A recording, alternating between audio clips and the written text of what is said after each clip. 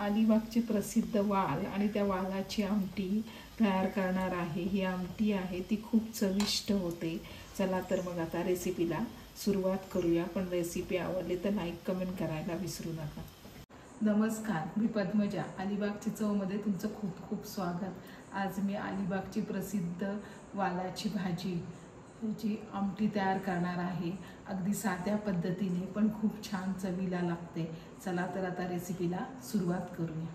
आता ही सगळी भाजी आहे ती मी गावठीच घेतलेली आहे। आता हा अलिबागचा प्रसिद्ध गावठी वाल हा घेतलेला आहे अर्धा किलो। आणि आमच्या इथेच लावलेली गार्डनमध्ये भाजी आहे ही। कच्ची टोमॅटो, मिरची, वांगे आणि पिकलेला टोमॅटोसुद्धा तिथूनच काढलेला आहे। आणि एक कच्चा आंबा घेतलेला आहे आणि शेवग्याच्या शेंगा। आता पहिल्यांदा वाल आहे तो साफ करून घ्यायचा आहे। असे वाल आहेत ते साफ करून घ्यायचे आहेत। हे वाल काढून घ्यायचे आहेत। आता सगळे वाल आहेत ते मी साफ करून घेते आणि शेवग्याच्या शेंगा, टोमॅटो, वांगी वगैरे सगळी कापून घेणार आहे। तर वाल वगैरे मी साफ करून घेतलेला आहे आणि ही सगळी भाजी आहे ती साफ करून स्वच्छ धुवून घेतलेली आहे। आता फोडणीमध्ये घालून घेते। इथे मी मातीचं भांडं घेतलेलं आहे आणि हे गरम झालेलं आहे आणि त्याच्यामध्ये तेलसुद्धा घातलेलं आहे। आता चिमूटभर हिंग घालून घेते, थोडंसं जिरं। आता एक कांदा मी मोठा बारीक चिरून घेतलेला आहे।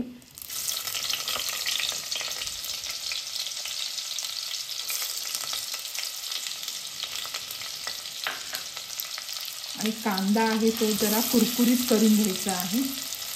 अर्धा चमचा हळद मी फोडणीमध्येच घालणार आहे, नंतर घालणार नाही।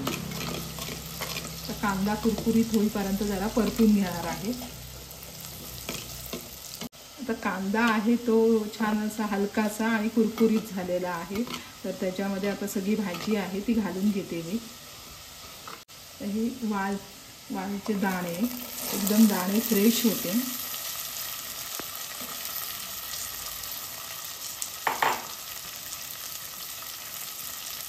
कच्ची टोमॅटो, तर हे मातीचं भांडं आहे म्हणून मी थोडंसं पाणी घालून घेते।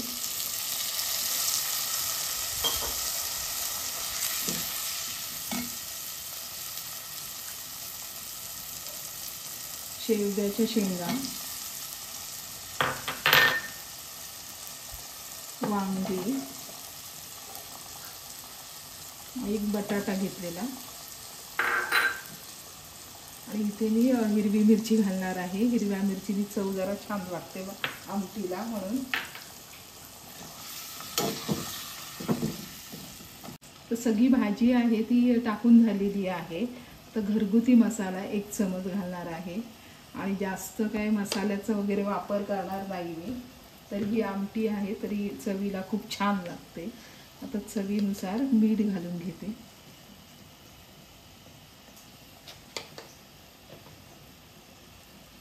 आणि पाणी घालून घेणार आहे।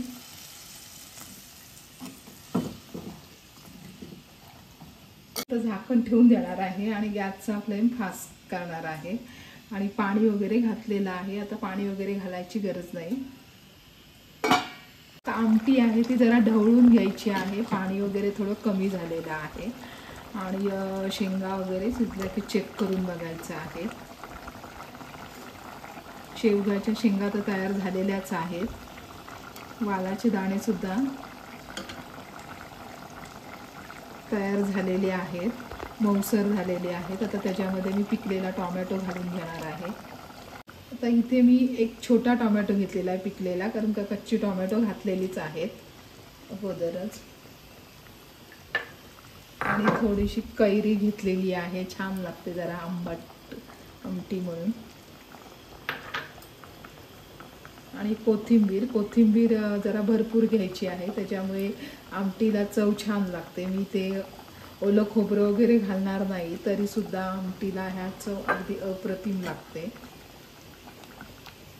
कोथिंबीर घातली तर कोथिंबीरचा वास छान येतो आणि त्याला चव सुद्धा छान लागते। तर ही आमटी आहे ती तयार झालेलीच आहे। थोडंसं झाकण ठेवून देते 1 मिनिटभर। गॅस बंद करून घेणार आहे. आमटी आता तयार झालेली आहे. आता मी गॅस बंद करून घेते. छान अशी खमंग अशी आमटी तयार झालेली आहे वालाची. चविष्ट अशी वालाची आमटी तयार झालेली आहे. ही जर आमटी खाल्ली तरी एवढी चव लागते. जर नॉनव्हेज असेल तर त्याच्यापेक्षा सुद्धा ह्या आमटीला जास्त चव लागते. अशी ही वालची आमटी. ही आजची रेसिपी तुम्हाला कशी वाटली हे कमेंट करायला विसरू नका आणि जास्तीत जास्त रेसिपी शेअर करा. आणि चॅनलवर नवीन असाल तर नक्की चॅनलला सबस्क्राईब करा. त्याच्यामुळे मला अशाच नवनवीन रेसिपी करण्याची प्रेरणा मिळेल. धन्यवाद.